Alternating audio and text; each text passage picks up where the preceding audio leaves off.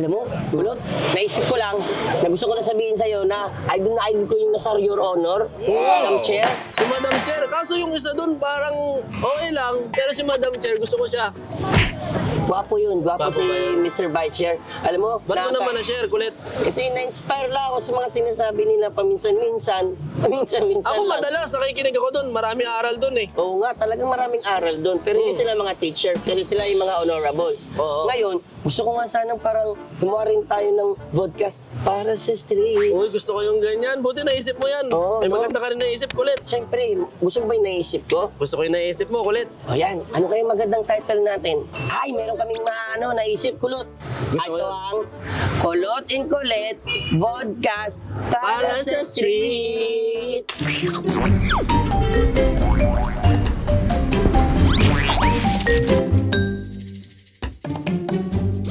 Si Kulit po ay talaga nang galing pa po talaga siya sa lalawigan ng talagang mahal ng ating bayan. Galing po ako talaga sa La Union. Naon yun? Oo, doon po talaga ako galing. Ngayon ko lang nalaman yung kulit sa tagal natin magkasama. Oo, doon talaga ako Ako galing. naman, simple lang naman ang buhay ni Kulot. Ano? Taga Cavite lang ako. Oh, Tapos taga-uwi dito sa Quezon City. grabe, para ka rin si Kokoy de Santos pala. Uy, No? napapanood yun! Oo, Pogi. taga Cavite. Talagang sustain yung Cavite mo. Siyempre. Actually, galing din talaga ako ng Cebu.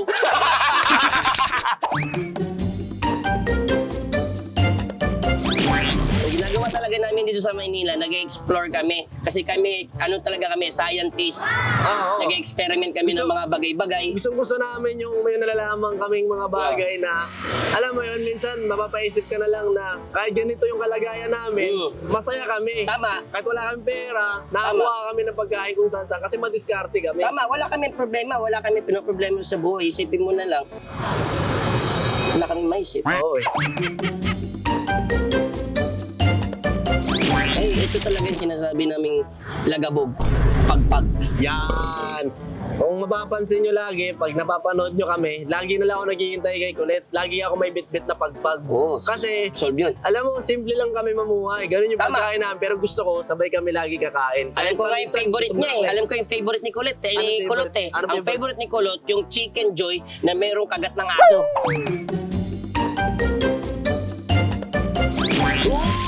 Uy! Alam mo, yan ang magandang tanong din. Alam Okay. nyo, gusto kong tanongin itong si Kulit ngayon din mismo kasi lagi siya nakakasagap ng kung ano-anong mga impormasyon sa matatalino na kalungsip sa tapat. Sino nga ba yung mga yon? Ang sinasabi ko talaga mga matatalong nakalong sa tapat, it's her eyes to find out. Wow. So ngayon, hindi mo ba i-reveal para sa kanila, Kulit? Yes. Kasi ako excited din ako.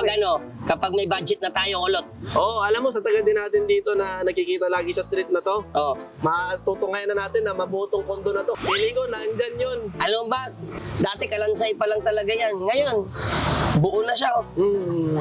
Kasama sa journey namin yan. Alam mo, hindi nyo rin masabi minsan kung meron ba kaming kanya-kanya ba kami love life o kami mismo sa isa't isa, eh may something din. Kasi iba yung turingan namin para kami magkapatid. Diba? Hindi namin alam. Opo, naniniwala po ako sa organic encounter. Kahit sa mga sarili namin, meron kami kanya-kanya organic encounter. Sa mga kuko namin, pwede na kami magtanim ng plants. Sa mga kuko namin sa pwede kami magtanim ng gabi, Diba? luya. Minsan, Na hindi nagagawa ng ibang karamihan. Sila sa bahay pa kailangan. Gulong-gulo din ako na paano ko naging kaibigan si Kulit.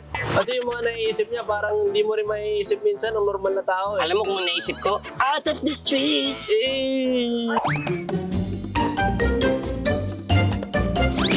Ay, judgmental kayo. Oo.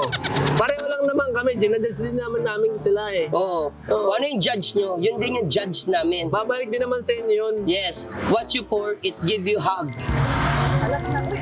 Uy, ano ka ba? Alas 5 na. Oo. Ano ba yan? Labasan na po ng mga matatalim na kalungsip sa may tapat. Alis ka na naman, Che. Oo, Kuha alis na tayo. muna ako ng Ang maganda pagpag. nito, sa susunod, maglagay tayo ng voice cancellation. Ano yung voice cancellation? Yung parang hindi talaga tayo naririnig. Yung tayo lang, paganda pang Ano ba voice naman yung Kulit? Di ba noise cancellation yun? Hindi, voice counseling. Ah, okay.